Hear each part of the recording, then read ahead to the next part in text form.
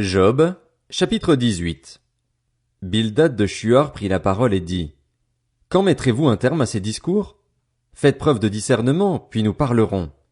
Pourquoi serions-nous considérés comme des bêtes? Pourquoi ne serions-nous à vos yeux que des brutes? Toi qui t'épuises dans ta colère, faudrait-il, à cause de toi, que la terre soit vidée de ses habitants?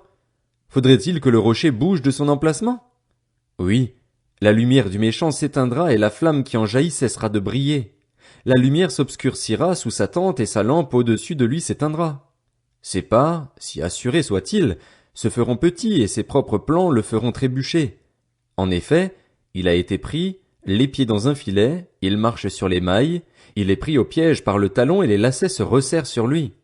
Le cordage qui le prend au piège est caché dans la terre et la trappe l'attend sur son sentier. Des terreurs l'assiègent de tous côtés, elles le poursuivent pas à pas. La faim anéantit ses forces, la misère est présente à ses côtés. Elle dévore des parties de sa peau, ses membres sont dévorés par le fils aîné de la mort.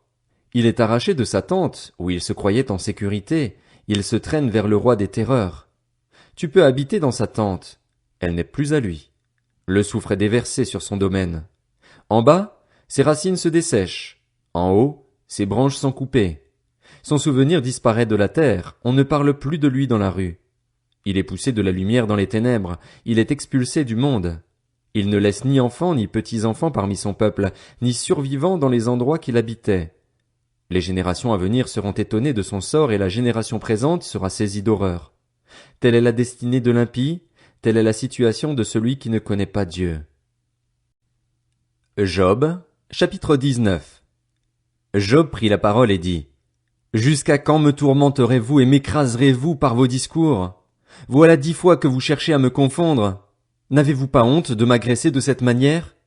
Même si j'avais vraiment commis une faute, cela ne regarderait que moi. Si vous voulez vous grandir à mes dépens, si vous voulez tirer argument contre moi de mon déshonneur, sachez alors que c'est Dieu qui m'accable et m'enveloppe de son filet. Je dénonce la violence dont je suis victime et personne ne répond. J'appelle au secours et il n'y a personne pour me rendre justice. Il m'a barré la route et je ne peux passer. Il a couvert mes sentiers de ténèbres. Il m'a dépouillé de ma gloire. Il a retiré la couronne de ma tête. Il m'a brisé à tout point de vue et je m'en vais. Il a arraché mon espérance comme un arbre. Il s'est enflammé de colère contre moi. Il m'a traité comme l'un de ses adversaires. Ses troupes viennent en masse. Elles ont construit une route jusqu'à moi. Elles ont installé leur camp autour de ma tente. Il a éloigné mes frères de moi. Ceux qui me connaissent se détournent de moi comme des étrangers. Je suis abandonné de mes proches, ceux que je connais m'oublient. Ceux qui séjournent chez moi et mes servantes me considèrent comme un étranger, je ne suis plus à leurs yeux qu'un inconnu. J'appelle mon serviteur et il ne répond pas, je dois me mettre à le supplier. Mon haleine est repoussante pour ma femme et je provoque le dégoût de mes propres frères. Même des gamins me méprisent. Si je me lève, je suis la cible de leurs insultes. Tous ceux à qui je confiais mes secrets m'ont en horreur, ceux que j'aimais se sont tournés contre moi. Je n'ai plus que la peau et les os, il ne me reste que les gencives. Ayez pitié de moi, vous, mes amis. En effet, c'est la main de Dieu qui m'a frappé. Pourquoi me poursuivez-vous comme Dieu le fait? Pourquoi n'en avez-vous jamais assez de vous attaquer à moi? Si seulement mes paroles pouvaient être écrites, si seulement elles pouvaient être enregistrées dans un livre, je voudrais qu'elles soient pour toujours gravées dans le roc avec un burin de fer et avec du plomb. Pour ma part, je sais que celui qui me rachète est vivant et qu'il se lèvera le dernier sur la terre. Quand ma peau aura été détruite, en personne je contemplerai Dieu.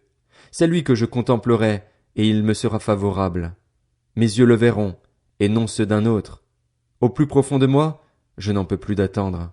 Vous direz alors, pourquoi le poursuivions-nous, quand on découvrira le bien fondé de ma cause? Redoutez pour vous l'épée, les punitions par l'épée sont terribles. Vous reconnaîtrez ainsi qu'il y a un jugement. Job, chapitre 20. Tsophar de Naama prit la parole et dit: Mes pensées me forcent à répondre, je bouillonne d'impatience. J'ai entendu des reproches que je considère comme un affront. Mon intelligence inspirera ma réplique. Ne sais-tu pas que depuis toujours, depuis que l'homme a été placé sur la terre, le triomphe des méchants a été de courte durée et la joie de l'impie momentanée? Même s'il s'élevait jusqu'au ciel et si sa tête touchait les nuages, il disparaîtra définitivement comme ses excréments et ceux qui le voyaient diront: Où est-il? Il s'envolera comme un rêve et on ne le trouvera plus. Il disparaîtra comme une vision nocturne. L'œil qui le regardait ne le regardera plus, l'endroit qu'il habitait ne l'apercevra plus. Ses fils devront solliciter la pitié des pauvres, et ses mains restitueront ce qu'il a acquis par la force. La vigueur de la jeunesse qui remplissait ses membres se couchera avec lui dans la poussière. Le mal était doux à sa bouche, il le cachait sous sa langue, il le savourait sans l'abandonner, il le retenait au milieu de son palais, mais sa nourriture se transformera dans ses intestins, elle deviendra à l'intérieur de lui un venin de vipère.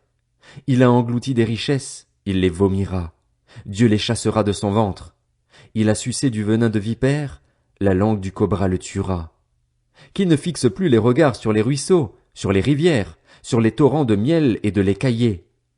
Il rendra ce qu'il a péniblement acquis et n'en profitera plus, il restituera toute la fortune de son commerce et n'en jouira plus.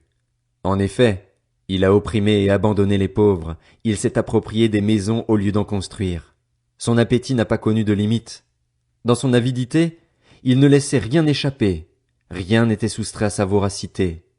C'est pourquoi son bien-être ne durera pas.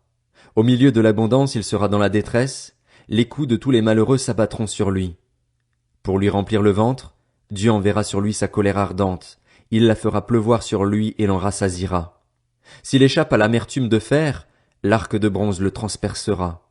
S'il arrache de son dos une flèche, ou une lame étincelante de son ventre, il sera en proie aux terreurs de la mort. Toutes les calamités sont réservées à ses trésors. Il sera brûlé par un feu que personne n'attise et qui dévorera ce qui restera dans sa tente. Le ciel dévoilera sa faute et la terre se dressera contre lui. Les biens amassés dans sa maison seront balayés, ils seront emportés le jour de la colère de Dieu. Telle est la part que Dieu réserve aux méchants, tel est l'héritage que Dieu lui destine.